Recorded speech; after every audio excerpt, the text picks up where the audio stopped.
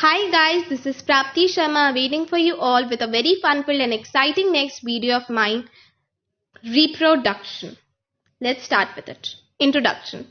Reproduction means to reproduce or to uplifting of a generation or a species. It is a biological process by which an organism reproduces an offspring which is biologically similar to the organism. There are generally two types of reproduction, asexual and sexual.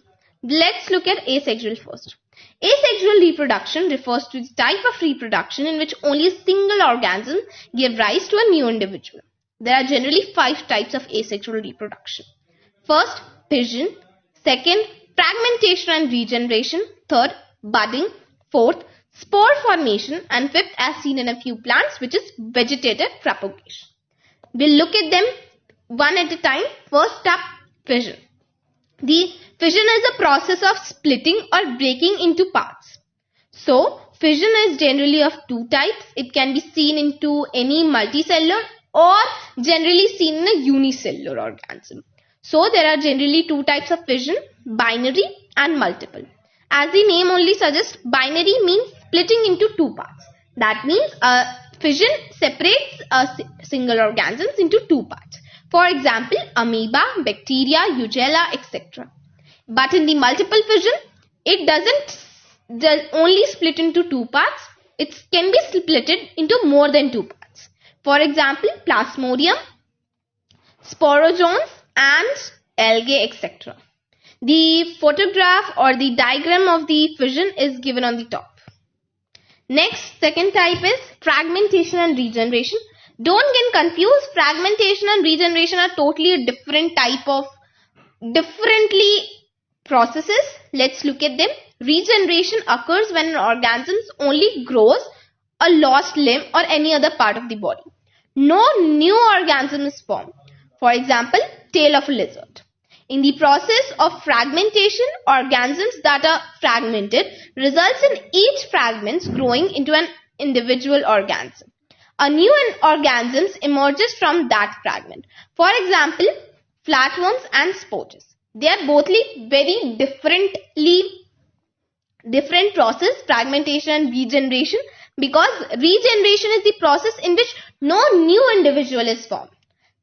But in the very same way, fragmentation, a fully new individual is formed from that broken part or that lost limb or any lost part of our body. But in regeneration, the animal lost their body part, but no new organism is formed. Instead, that lost part of the body regenerates. Next, third type of asexual reproduction is budding. In this process, a new organism is developed from a small part of a parent's body called the bud. A newly created bud detaches and develops into a new organism. The newly developed organisms remain attached till it gets matured. The example or the diagram is given on the top. For example, hydra, yeast, etc. In the budding, you must have heard about the tomato eye. The best example is the tomato eye. You have heard about it, even seen that tomato eye. That you have seen a small bud-like structure which is growing on it. If you merge that in the ground, a new plant of potato will grow on it. Next, the fourth type of asexual reproduction is spore formation. In this type, during unfavorable conditions, the organisms develop sac-like structures called sporangium that contains spores. When the conditions are favorable, the sporangiums burst open and spores are released that germinates to give rise to a new organism. And this process is called as spore formation. For example, rhizopus, myco, etc. The full diagram of spore formation is given on the top. You can see that. Next, the fifth type of asexual reproduction, which is seen in a few plants, which is vegetative propagation. This is a method of plants that occur in its leaf, roots and stem. This can occur through fragmentation and regeneration of specific vegetative parts of plants. It can be actually vegetative propagation are of two, natural and artificial. Let's talk about natural first. Natural is root, stem, leaves and bulbs. So by the root, stem, leaves and bulbs, a new organism or a new plant is grown. Next step is the artificial, which includes cutting, grafting, layering and tissue culture. Let's talk about them each at a time. So cutting is in cutting a part of a plant, specifically a stem or a leaf, is cut and planted in the soil. This generally occurs, you must have seen in roses. The example of cutting is roses. Take a rose plant, cut all the stems, all the leaves which are there in that, and plant it in a soil, water it regularly and follow all the rules which are required to grow a fully grown plant. From that cut of a plant, from that cutting, a new plant will be grown with a fully, like the another plant from which the plant has been cut, was been cutted actually. Okay. Next is grafting. The cutting from some plant, other plant is attached to a stem or plant rooted in the ground. Yeah, the diagram of this grafting is given on the left top. You can see that. You can clearly see that. Next is layering. The stem of a plant is bent to the ground and covered with soil. You can also see that on the top.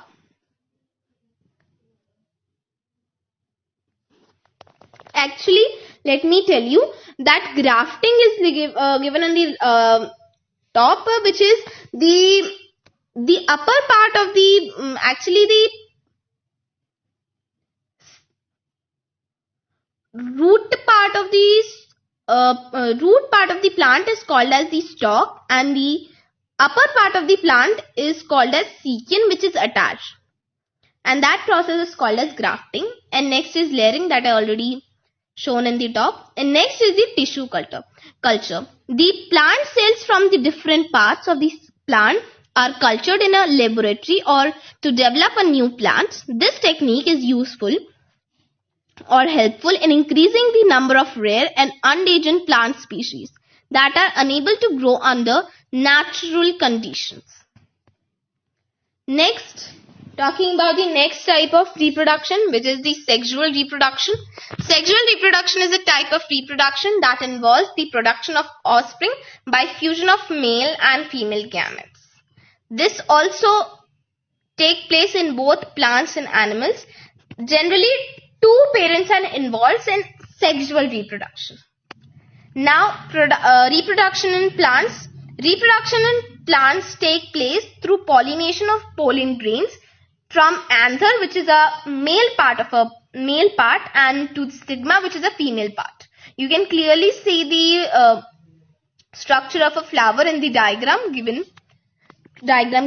So actually, let me tell you, pollination is a process in which the transfer of pollen grains from anther to the stigma, as it is written also. So pollination is also of two types: self-pollination and cross-pollination. Self-pollination is a pollination from same plant. Actually, the meaning is that the pollen grains transfer from anther to a stigma of the same plant. But in the cross-pollination, it is totally opposite. In cross-pollination, the pollen grains transfer from anther of one plant to the stigma of another plant. The transfer of pollen grains is from anther of one plant to another plant, in which cross-pollination includes two plants and self-pollination includes only one plant. Next up, we are talking about reproduction in animals. You must know about it. Sexual reproduction involves the fusion of males and female gametes. This process is also known as fertilization. Fertilization is also of two types: external or internal. External fertilization is the process in which the male sperm fertilizes and the female egg outside the female body. On the contrary, in internal fertilization, the fusion of male and female gametes take place inside the body of the female. Actually, the internal fertilization and the external fertilization, I hope it's very clear to you, all of you. Next, so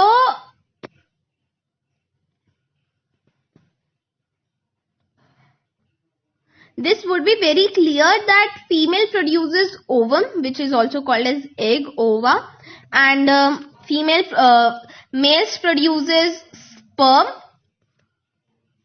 Next is we are talking about reproduction in female. The reproductive system of female is clearly given in the diagram, in which uterus, this green part is known as uterus. This tube-like structure is the fallopian tube. That circular thing which is attached is called as ovary. Vagina is at the bottom and verges is in the between. You can clearly see and note it out. Next is reproduction in male. You can see seminal vesicle, colon, prostate, testicle, urethra, penis, vas deferens, epidermis, etc. You can clearly see and note it out. Now there is a very common question which arises. How was sex of a baby is determined? So the answer to that question is, human beings have 23 pairs of chromosomes. You all will be knowing that. One pair of male, X and Y, and one pair of chromosomes in female, which is X and X, are called as sex chromosomes. Actually, the last part. Male produces two types of gametes, half containing X chromosomes and half containing Y chromosomes. When the sperm containing Y chromosomes fuse with egg, the sex of the baby is male, and when X chromosomes containing sperm fertilize the egg of the sex of baby is female. I hope it is understood by you all. Thank you so very much. Please like, share and subscribe my YouTube channel if you have not done it yet. And please press the bell icon for more videos like these. In fact, more better videos from this. I hope you like this. Please like, share and subscribe.